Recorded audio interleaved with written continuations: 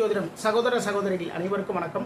பூரட்டாதி நட்சத்திரக்காரர்கள் எது மாதிரியான வழிபாடுகள் செய்தால் உங்களுடைய வாழ்க்கையில் செல்வ செழிப்பு உங்களை தேடி வந்து கொண்டே இருக்கும், தொழிலில் இருக்கக்கூடிய தடைகள் அனைத்துமே அகலணும் அப்படின்னா உத்திரட்டாதி நட்சத்திர நாள், அதாவது உங்களுடைய நட்சத்திரத்துக்கு இரண்டாவது நட்சத்திரம் உத்திரட்டாதி நட்சத்திரம்.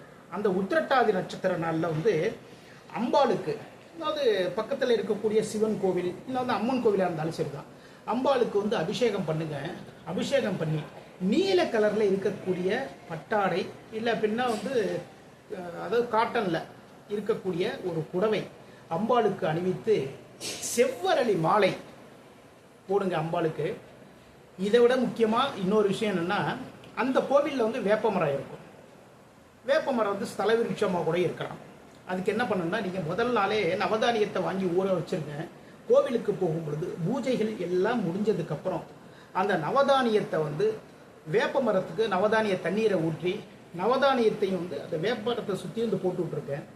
தொழிலில் இருக்கக்கூடிய தடைகள் அகலும், பொருளாதாரத்தில் இருக்கக்கூடிய மந்த நிலை அகலும், அதுக்கப்புறம் வேலை வாய்ப்பு உங்களை தேடி வந்து கொண்டே இருக்கும். எதிர்பாராத நல்ல நல்ல தகவல்கள் எல்லாமே உங்களை தேடி வரும். மீண்டும் அடுத்த பதிவில் சந்திப்போம். நம்முடைய ஸ்ரீநிதி ஜோதிடம் சேனலை லைக் பண்ணுங்கள், ஷேர் பண்ணுங்கள், சப்ஸ்கிரைப் பண்ணுங்கள். நான் உங்கள் ஜோதிடர் திருச்சேரை KP ராஜா வெங்கடேஷ். வாழ்க வளமுடன், வாழ்க நலமுடன்.